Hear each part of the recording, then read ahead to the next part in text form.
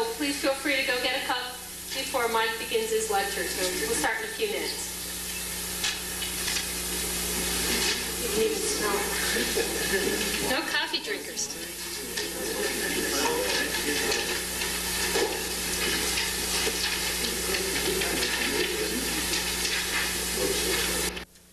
Okay, I think I'll begin. I think most of the coffee drinkers have gotten their coffee. I'd like to welcome you to the last lecture in our lecture series, and I thank all of you for coming. We always sponsor this in the winter and early spring, so we look forward to your participation next year.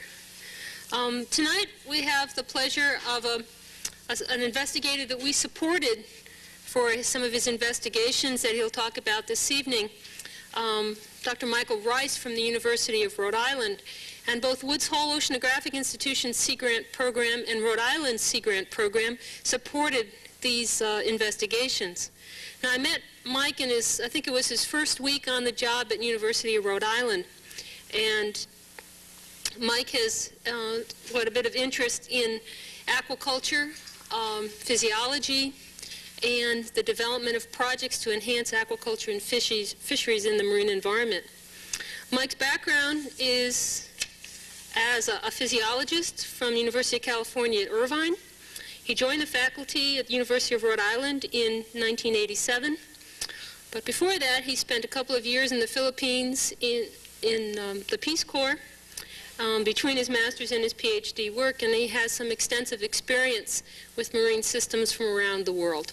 So without further ado, I'll introduce Dr. Michael Rice, and the title of his lecture this evening is the Westport Scallop Project, an example of university and grassroots community cooperation. Michael?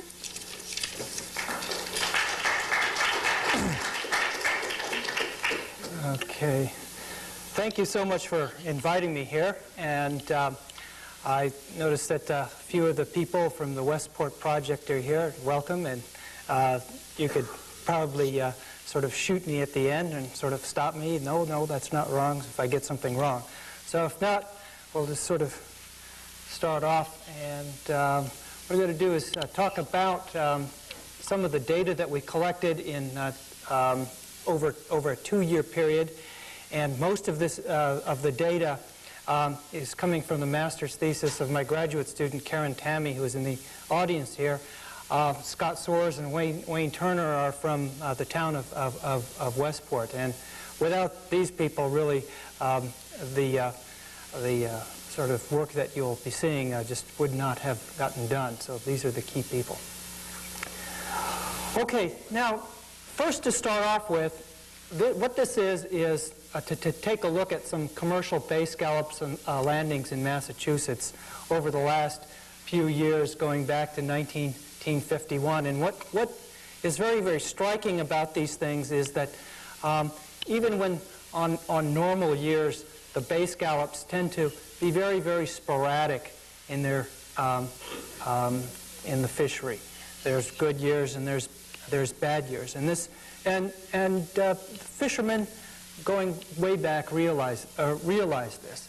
And sort of in the last few years, it may be cyclic, or it may be other things, but there's always sort of an underlying concern about what causes all of this, and is it really getting worse, or is it really sort of a cyclic type thing? If we take a look at this a little bit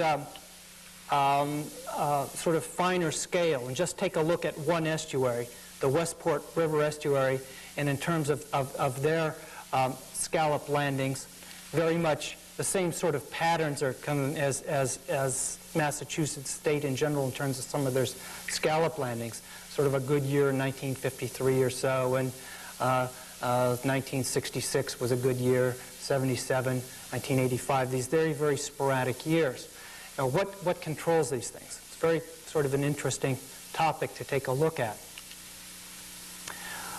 Okay, so when people started thinking about these things and thinking about, okay, well, what might be the various things that might cause, bay scallop recruitment failures altogether, or this sort of sporadicness. Such things that might be something like the nuisance algal blooms.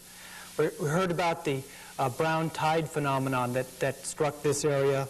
It hit hard in Rhode Island, Long Island, and it was found to be a toxic phytoplankton that essentially stops bivalve mollusks, scallops, and mussels and the like from feeding, and they essentially starve to death. That might be a reason. We talk about pollution, sort of industrial pollutants, or these things, eutrophication. Loss of settlement substrate becomes interesting in terms of scallops. It's known that scallops like to settle on seagrass beds, and if you get sort of eutrophied estuaries, what will happen is you get sort of a black mayonnaise mud and sort of goes anoxic and it smells bad.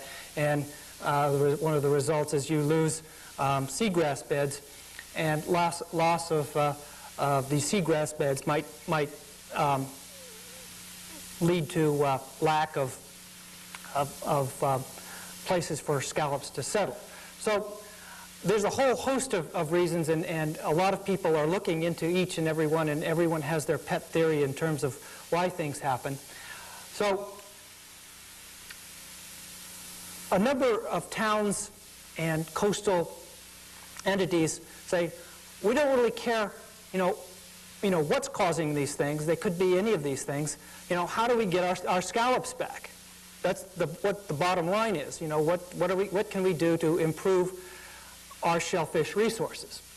So they come up with a bright idea. Okay, we'll have some sort of reseeding project, and there's three potential ways of going.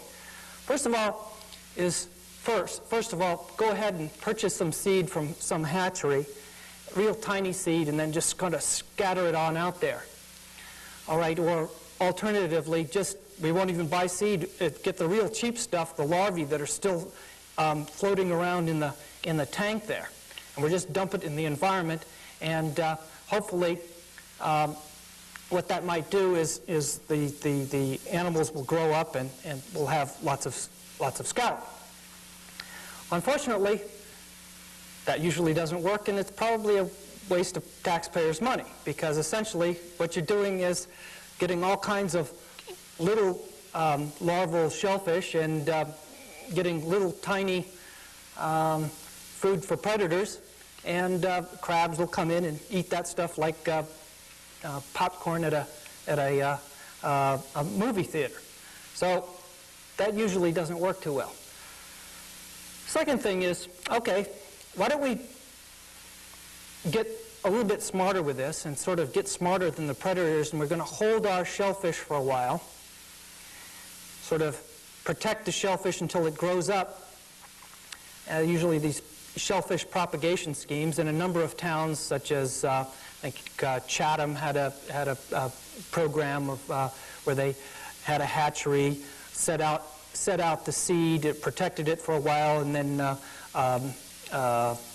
took the seed, put it on the flats, and that worked out reasonably well. So this is sort of like aquaculture to enhance a public resource. And that works out really reasonably well, except that it's very, very labor intensive. And so the amount of shellfish that you get some shellfish, and then basically the taxpayers kind of, come on, is it really worth the money that I'm paying for this shellfish hatchery to get this and this propagation scheme to get this sort of warm and fuzzy feeling that I'm doing something for the shellfishery? Basic question, and it's hard to answer. Okay, another third alternative, and it hasn't been tried very much in this country, is the use of artificial spat collectors.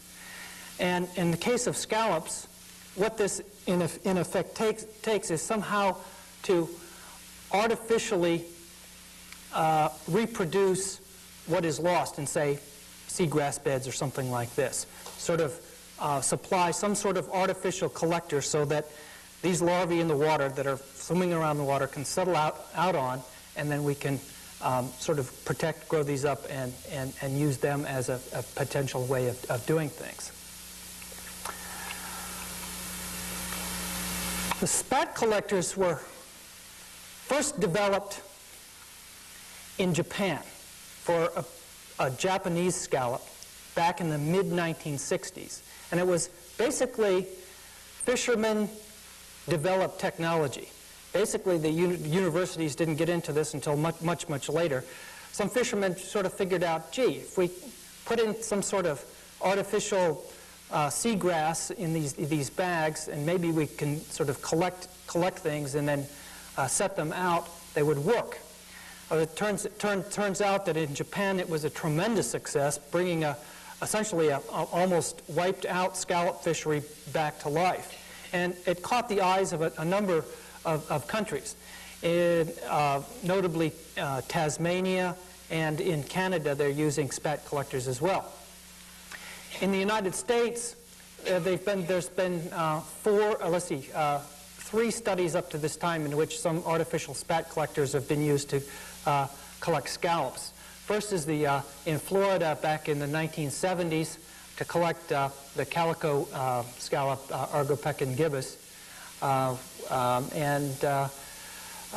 they used an onion bag design, and what these onion bags are, just basic Texas onion bags that are stuffed full of used monofilament gill netting, and sort of set out and at a particular time and allowed to set on.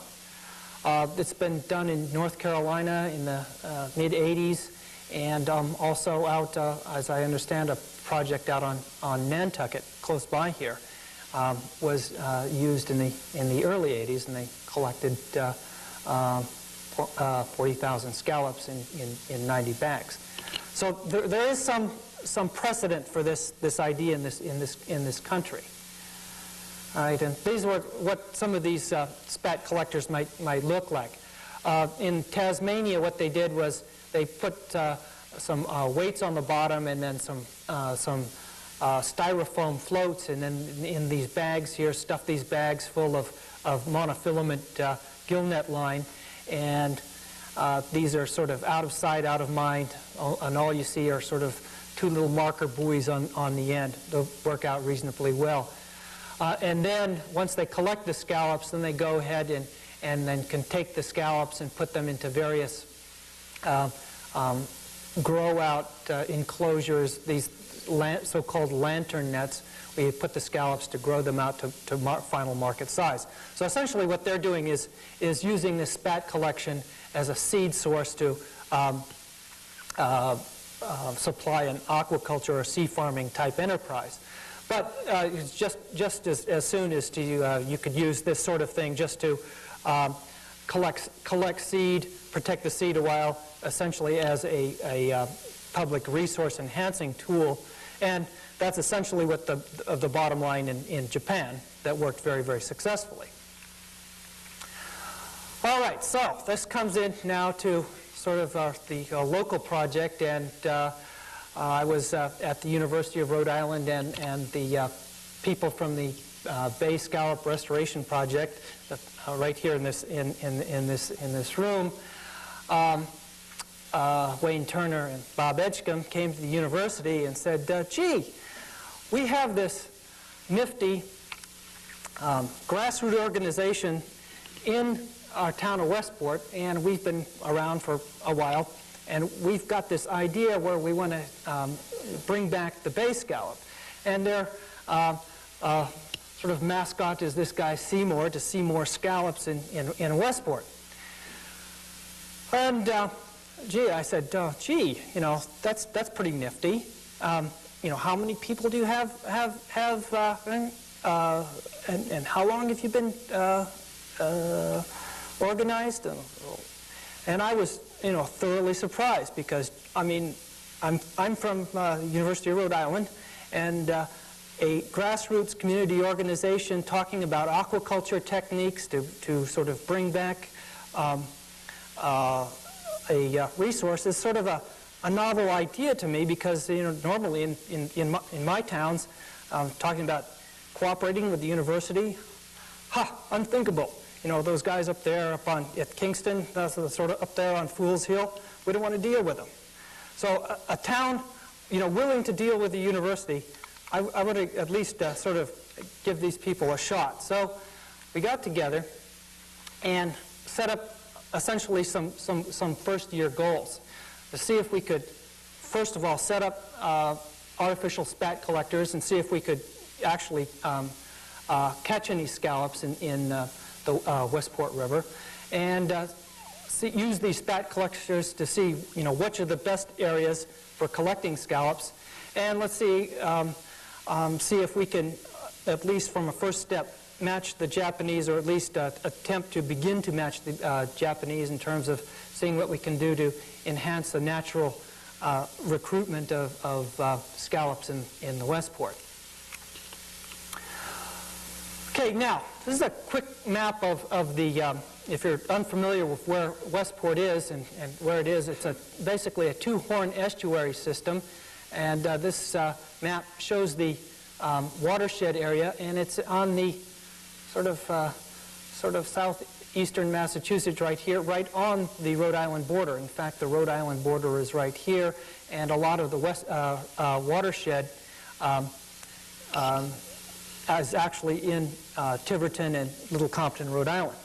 A fact that went a long way in terms of convincing my seed grant director that this is a worthwhile thing. Their watershed is in our state, and it's a good sort of rationalization for two-state involvement.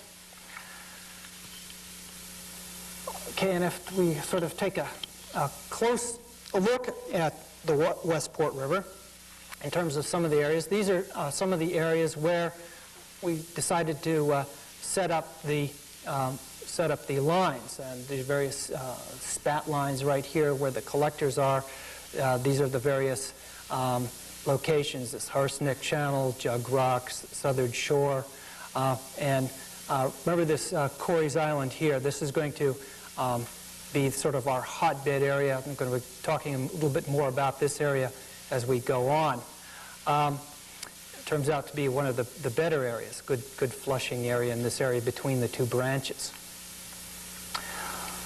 Okay, now, sort of take a look at what the bags that we're going to be using here in Westport look like. It's not unlike anything that's used in Japan or Tasmania. It's sort of just standard type thing. You have weights on two ends, a couple floats to keep them up there, and the main thing is keep it on the cheap, just regular onion bags, and use monofilament gill net. And here's essentially what these things look like in a sort of non-diagrammatic way. And what's sort of neat about this whole thing is that sort of the community organization in these things. If you actually had to go out and buy all of this stuff, it would be somewhat of a fortune, and just, you know, basically run out of money immediately. However, with this sort of community organization at Westport, essentially they set the word out. Gee, I guess we need onion bags. So sort of out to the school, and all the children bring in used onion bags, and see a big mountain of onion bags at each of the elementary schools. Or we need used monofilament line. Go to the fisherman and says, I was, struggling, to get rid of this stuff, and they were going to charge me a fortune at the landfill. Here, you can have all the stuff that you want. So basically, this worked out reasonably well. And what else do you need? You need people to help you out, laying and setting the lines. And here's a person here sort of working to set out the lines, so forth and so on, out in the bay. And the key thing, the people that sort of work on this thing, is cooperation with the science students in the local schools, the middle school, the Westport and Dartmouth high schools. Involvement sort of in terms of the educational aspects as well. So you have the science students sort of helping out and sort of taking ownership of the project themselves as well. So, getting into the sort of the nitty-gritty of it, after a certain amount of time, it's time to pull in all these hundreds, if not thousands of bags and start counting scallops. And again, sort of the many hands made for light work, sort of going through each of all of this gill netting, sort of going through and counting scallops and looking closer at this. And well, there's a scallop there that's been caught, and our poster child of the Scallop project. Okay, and some examples of scallops and the students measuring the size of the scallop. So, plenty of involvement and data collection. So just reams and reams of data collection, all community-based. Now, let's take a look at some of the data. On each of those lines, we had these, let's see, 9 different locations in the area. And one of the key things is that we found out that not all areas are equal in terms of settlement. Okay, that's not news. Any fisherman can tell you that. I mean, you just go out and say everyone knows where the best scalloping areas are. And very, very sort of unsurprising is that one of the areas that was the highest was this Carey's Island site, the area where traditionally there was a lot of scalloping in the Westport River site. So the first thing that we found was essentially, yes, we could get the scallops to settle on the artificial collectors. And second, I found out that, okay, some of the traditional sites, particularly this Carey's Island area, is one of the areas where you get the highest recruitment of scallops onto these collectors. Okay, in terms of growth, there was some differences between the sites, but not all that big a difference. This is, if we take this in terms of the size of the scallop, in terms of the average size of the scallops collected versus each of the sites, there's a little bit of differences, but it was pretty much masked by the fact that during that first year, all of these sites, some of the lines were out for 3-4 weeks longer than others. So we couldn't really tell much about growth in these areas. So on that first year. So essentially, in terms of after several months of the collectors being the water, sort of the average size of scallops, throughout the estuary there.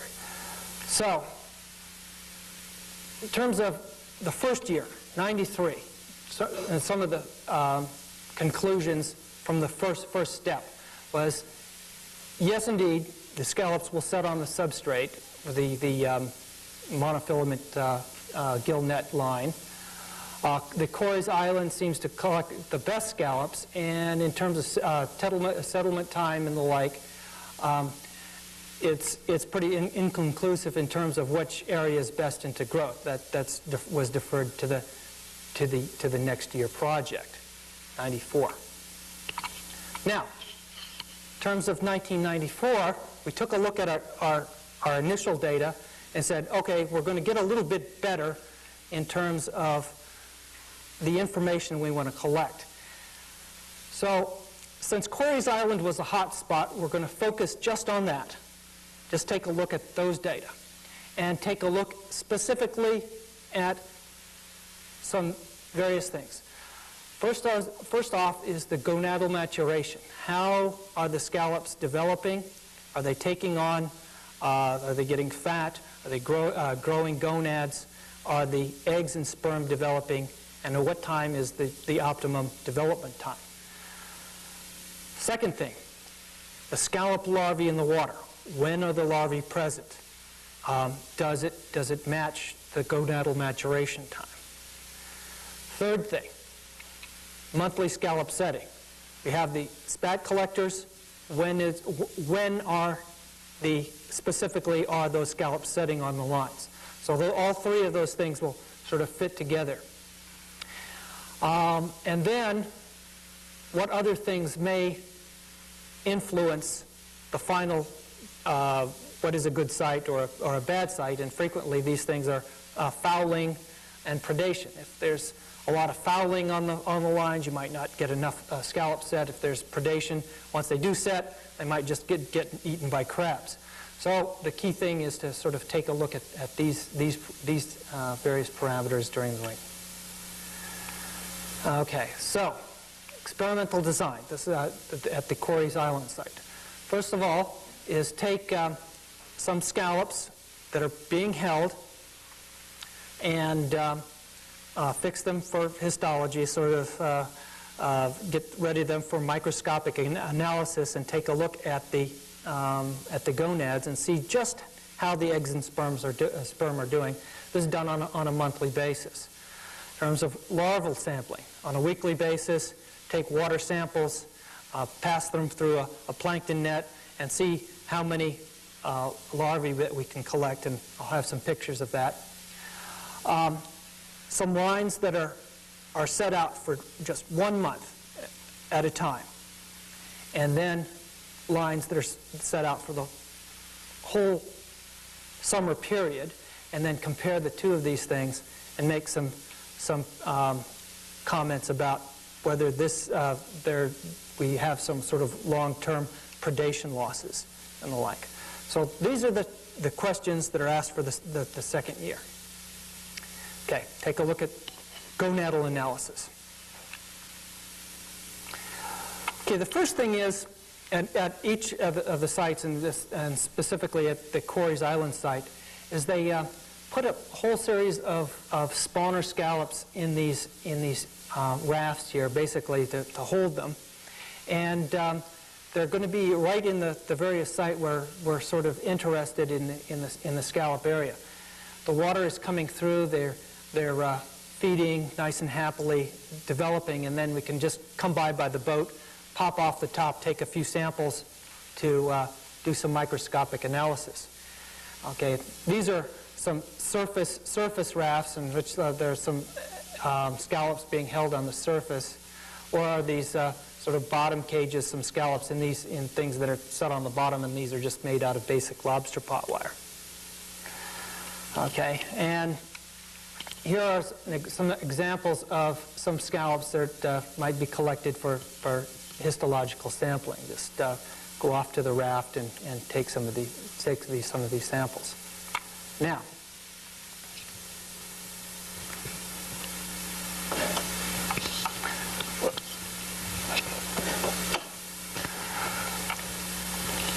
okay.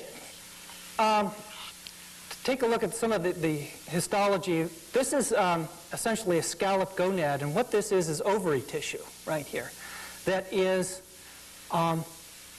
prior to being developed. This would be like a winter from a winter scallop. You've got some precursor egg cells along here in these tubules, but these tubules here are essentially empty. So this is essentially a non-ripe, sort of quiescent, sort of pre-developmental stage, something like very, very early spring.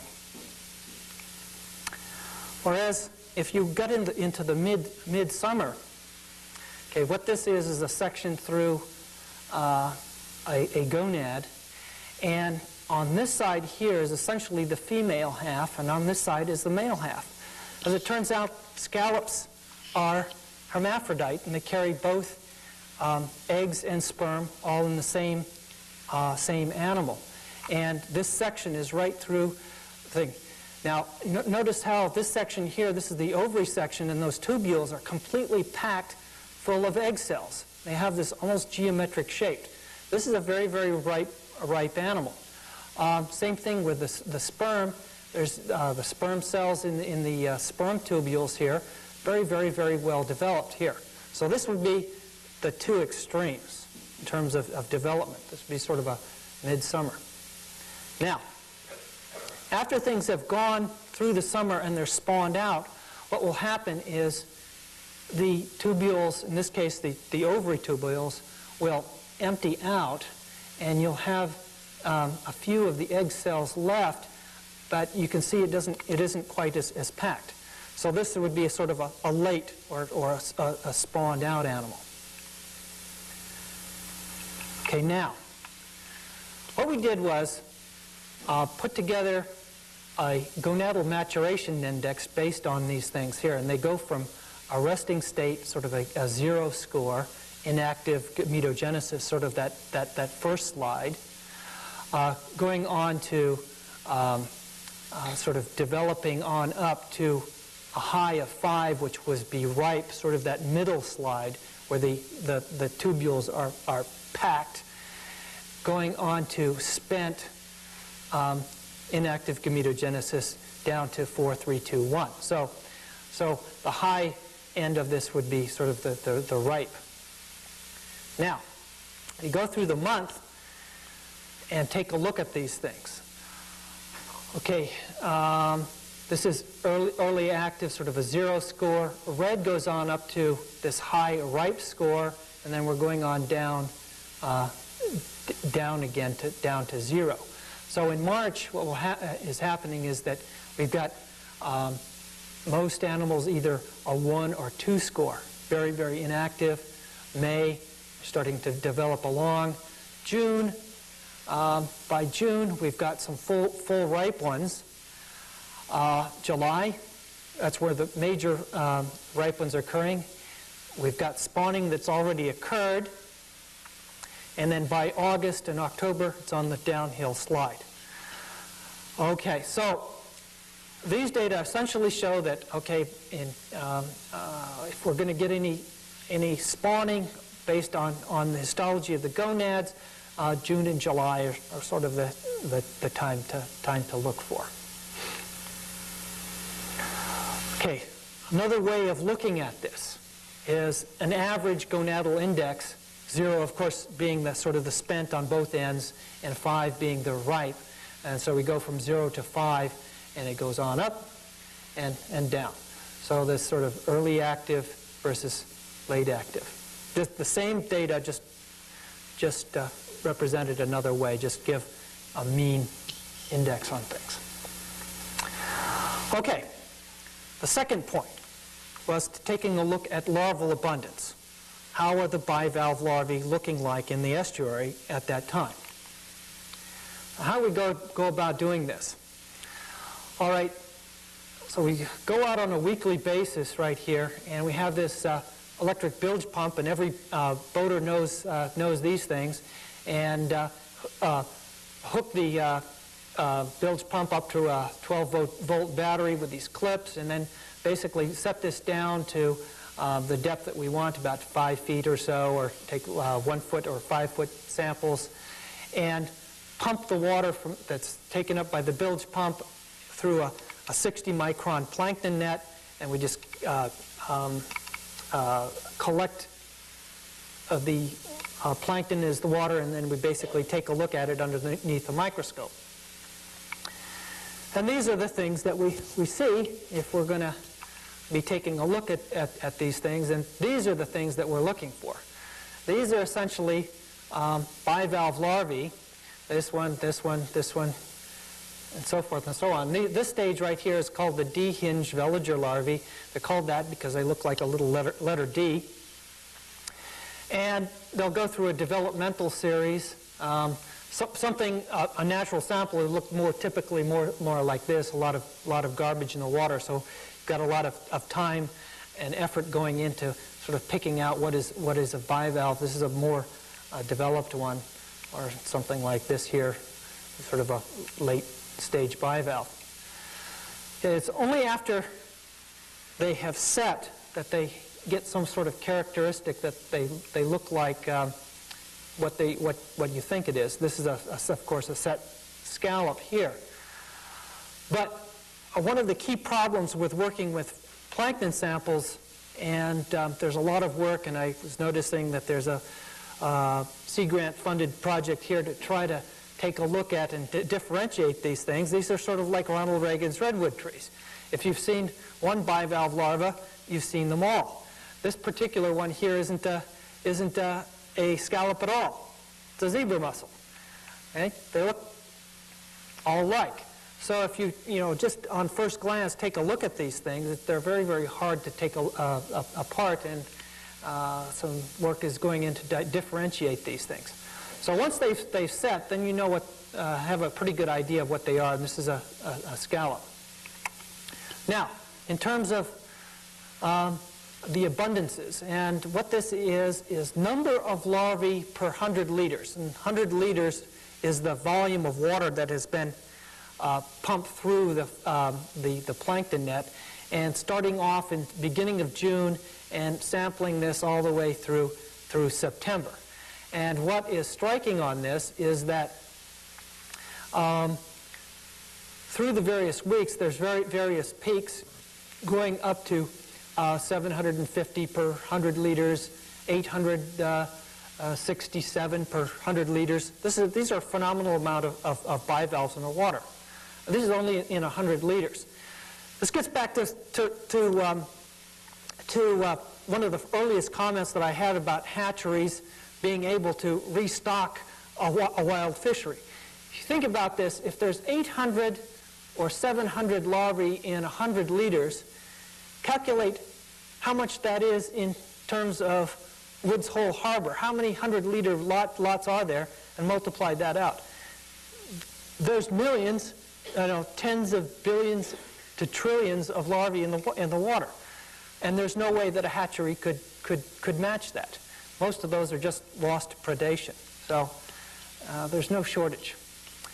Okay, in terms of monthly scallop setting, onto the artificial spat collectors. Same sort of protocol that we saw earlier. Okay, date deployed. Let's see, June. Say the month of June to July. During this period, they didn't catch anything. So in that early June to early July, nothing. Same thing with this monthly period, nothing. Okay, once we get into mid-June to July, then we're starting to pick up something, and so forth. And these data in terms of the when we're starting to pick things up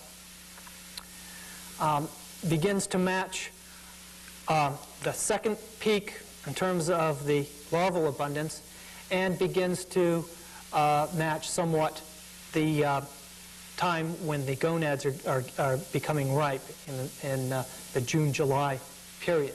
So we're in terms of three things: the scallops, the gonad index, the larval abundance, and when they're starting to show up on the bags, tend to match.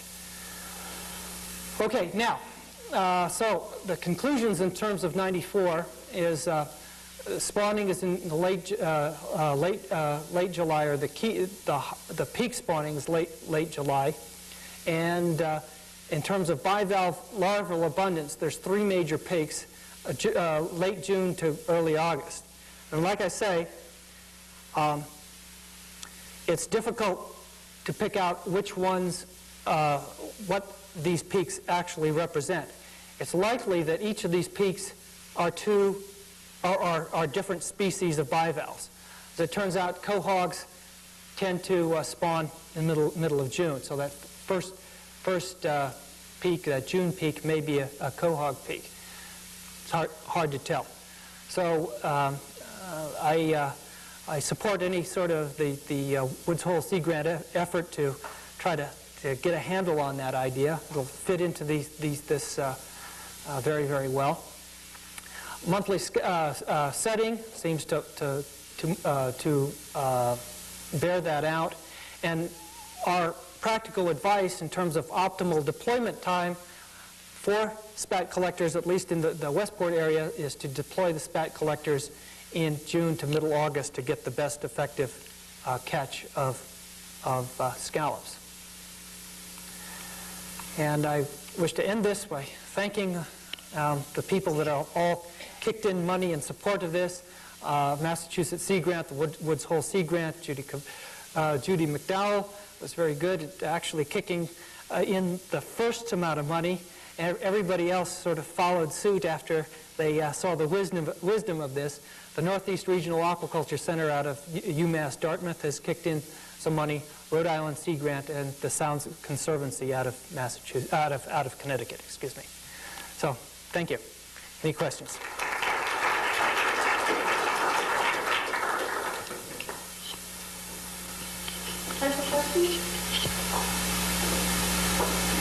Yeah.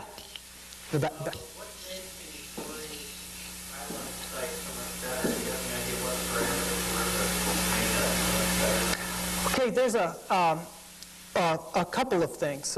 One is that it seems to be on the horn of the sort of between the two horns of the estuary, and you've got in terms of take a look at some of the hydrodynamic mappings. There's a lot of sort of back eddies in that area around the island. So one thing is that you may get this because of these back eddies, this sort of hydrodynamic or flow characteristics that allow settling there.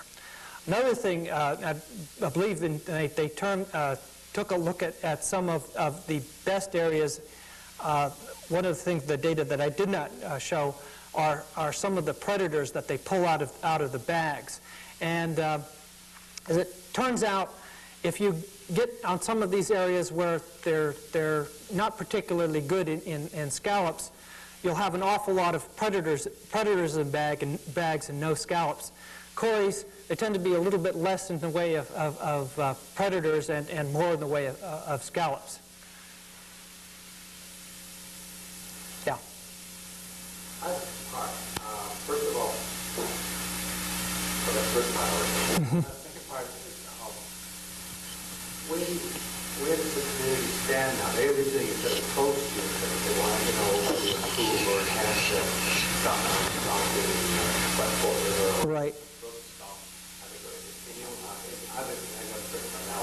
Okay.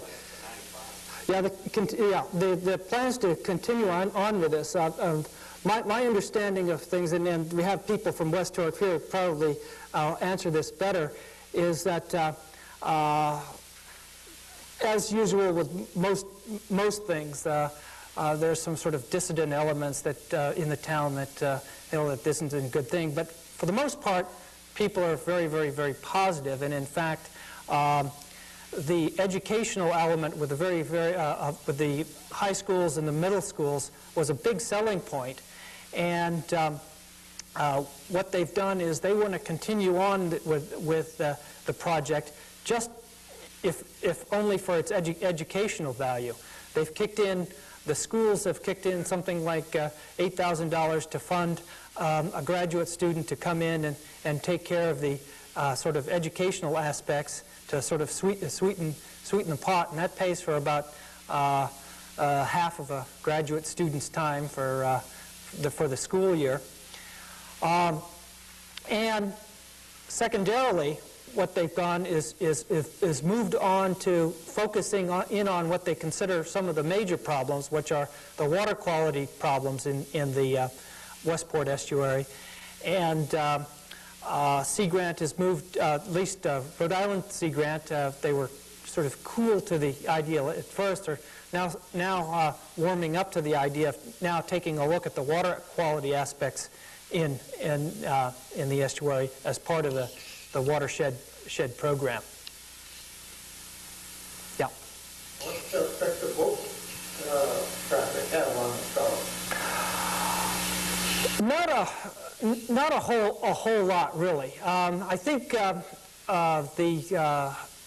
floating, if you're not too careful on where you put the floating spat lines, you actually have more trouble with the boaters than the boaters have with the scallops. So you have to do a certain amount of sort of public relations and like and talking with a lot of people in terms of trying to select just the right areas to put the spat collector lines so you're not disrupting the boating activity.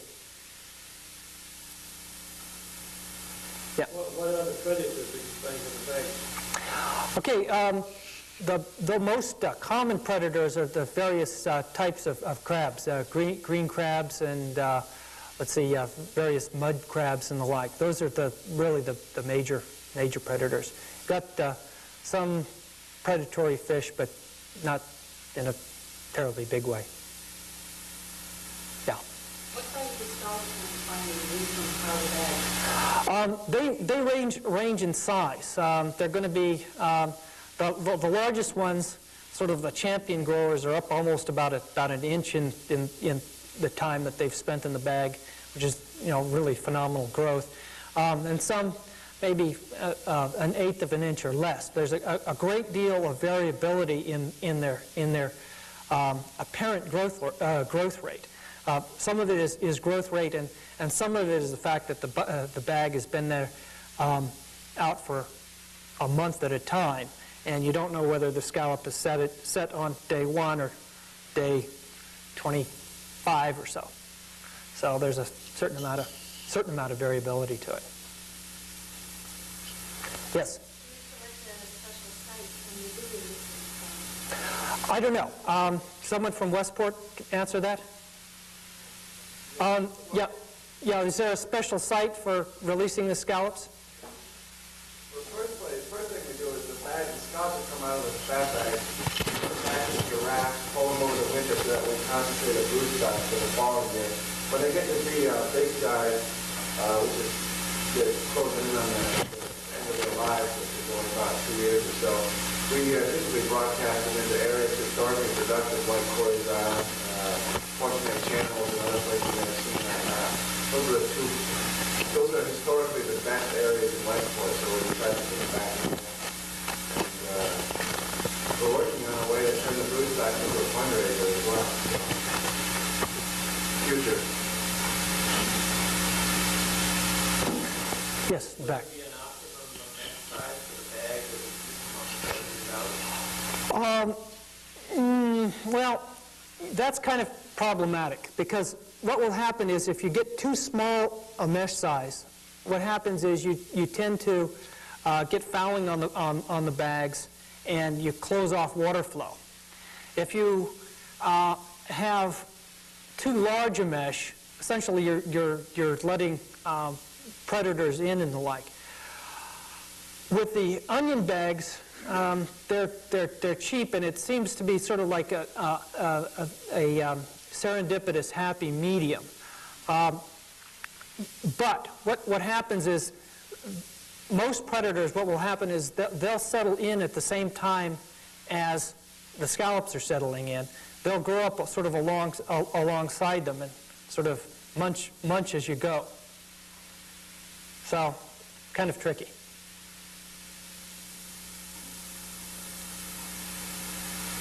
Thank you, Mike. Okay.